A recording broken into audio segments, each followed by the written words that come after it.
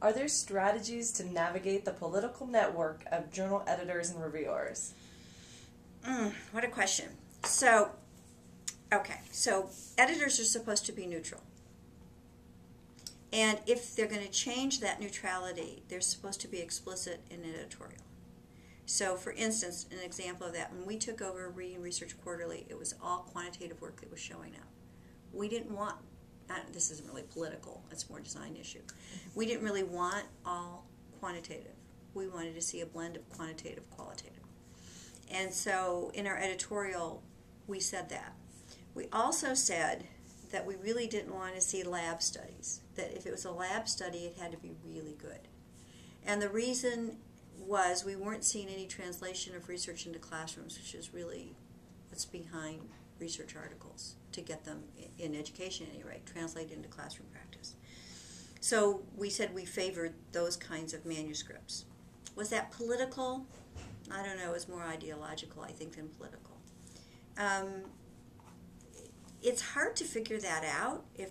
I don't know about political, conservative, liberal kinds of stuff, if you're thinking about that. But certainly editors have agendas of the kinds of things they want to see come in.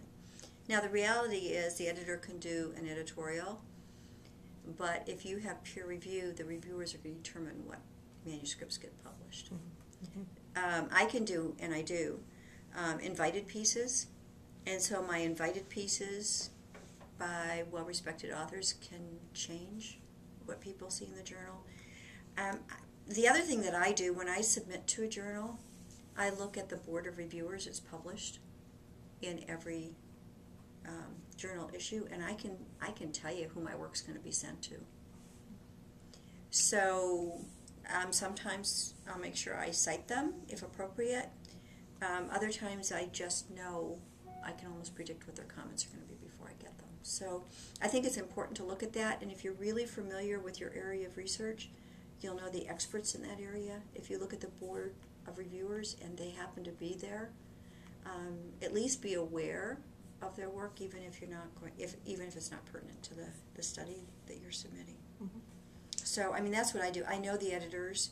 If I don't know them personally, I check their own research work, because you don't become an editor if you're not a researcher.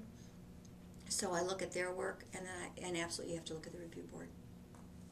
Would you recommend that writers hoping to have their articles submitted into a journal contact the editor, maybe email or phone call to ask, is my paper appropriate for your journal? No. Okay. No. You can do that, and what we will all do is say you will need to decide that. Okay. So look at current issues of the journal. It's really your decision. And I don't have time, actually, either when I was an editor of RQ or now, to pre-review papers and decide. So that makes sense. Yeah, so they'll be kind to you probably, or they won't respond at all, but they probably won't give you what you want. So it would be better to use a peer network and say, here's a sample of an article from the journal that I want to submit to. What do you think? Than to actually go to the editors, because they generally won't do that. A few will. RRQ for a while, if they thought that your manuscript was worthy, once it got through the first round of reviews, they would get a conceptual editor to support you in the writing, but almost no journals do that. Okay, thank you.